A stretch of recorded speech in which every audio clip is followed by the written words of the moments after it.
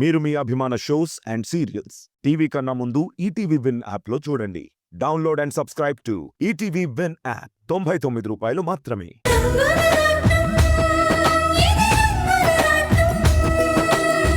ఎక్కడికి? మా టీ కొట్టు దగ్గరికి. నేను డ్రాప్ చేస్తాను.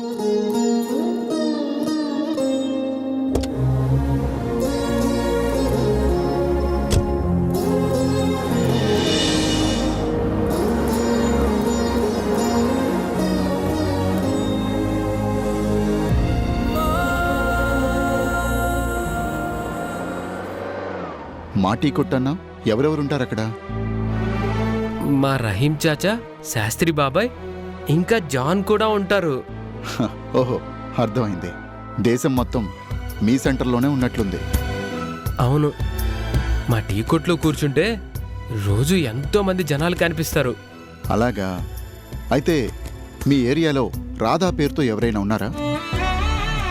రాధానా? ఆ పేరు గల వాళ్ళు అక్కడ ఎవరూ లేరు. బాగా గుర్తు తెచ్చుకో. రాధా పూర్తి పేరు రాధాకృష్ణ.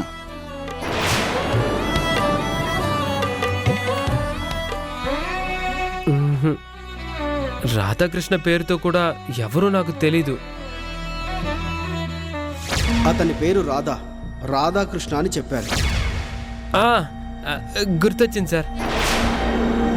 మన గుడికొచ్చినప్పుడు ఆ పోలీస్ ఇన్స్పెక్టర్ గారు కూడా నన్ను రాధాకృష్ణ తెలుసా అనే అడిగారు. ఓహ్, ఐ సీ.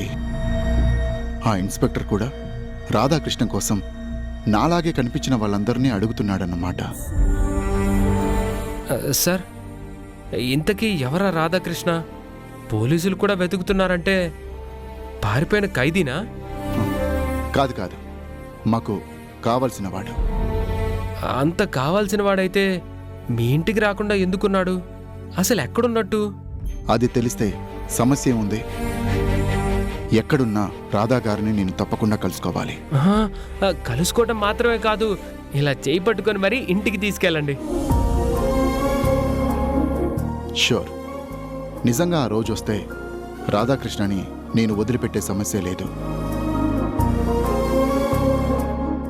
సార్ ఇక్కడ ఆపండి, నేను దిగిపోతాను.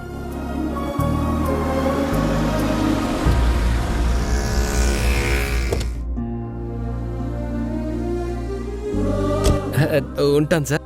Okay, bye.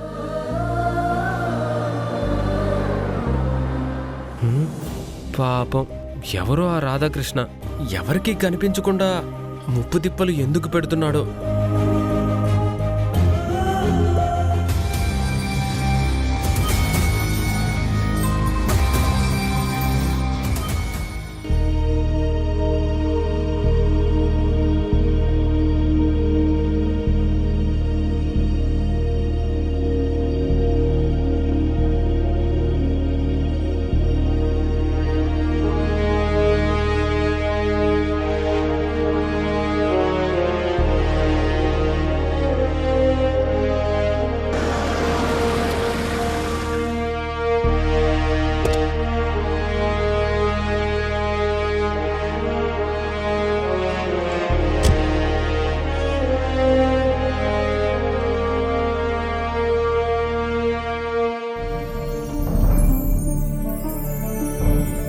ఏమైంది?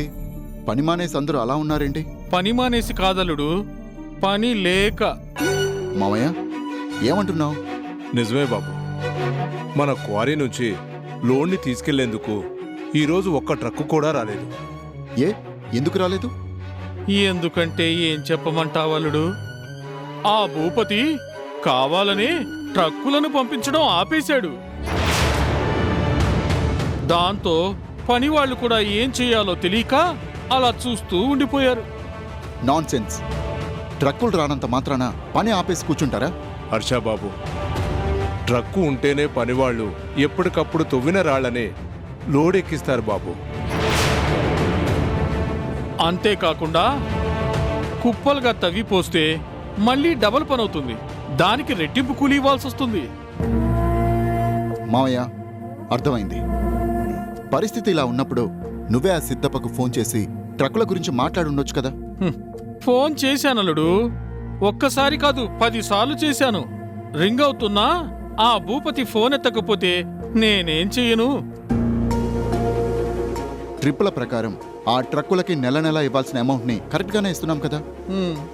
మరి ఆ సిద్ధప్ప సడన్గా ట్రక్కుల్ని ఎందుకు ఆపినట్టు? అదే తెలియకుండా ఉంది బాబు.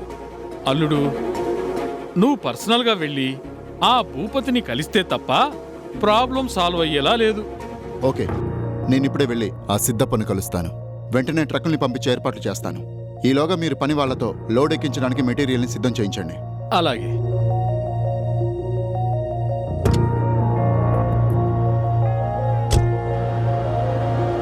ముచ్చట పెట్టింది చాలు కానీ లేవండి లేవండి లేవండి.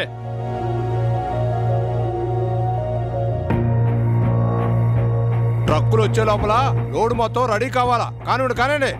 పదండి మొదలు పెట్టండి. ఇవాళ సిద్ధప్ప మా హర్ష చేతిలో అయిపోయాడు.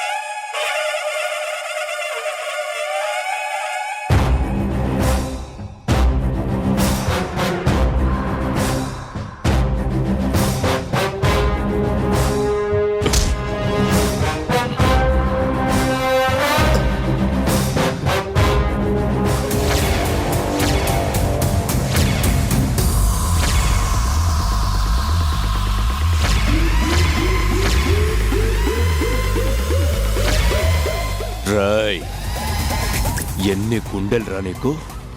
ఈ సిద్ధప్ప మాటనే కాదంటావా? నేను తలుచుకుంటే ఇప్పుడే ఇక్కడే నిన్ను 6 అడుగుల గోతులో పాతేయగలను. సిద్ధప్ప గారు, బాధ్యత గల ఒక ప్రభుత్వ అధికారిగా నిన్న డ్యూటీ చేశాను. నోర్మై! ఈ సీతమ్మకొండ ఏరియా మొత్తంలో అధికారం నాదే, శాసించేది నేనే. ఇక్కడ చెట్టు పుట్ట వాగు వంక రాయి రప్ప అన్నీ నావే.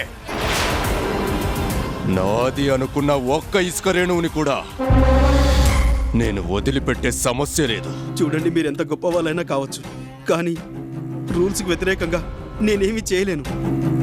బోడి రూల్స్, కాగితాల మీద రాసుకున్న రూల్స్ ఈ సిద్ధప్ప శాసనం కంటే గొప్పవా?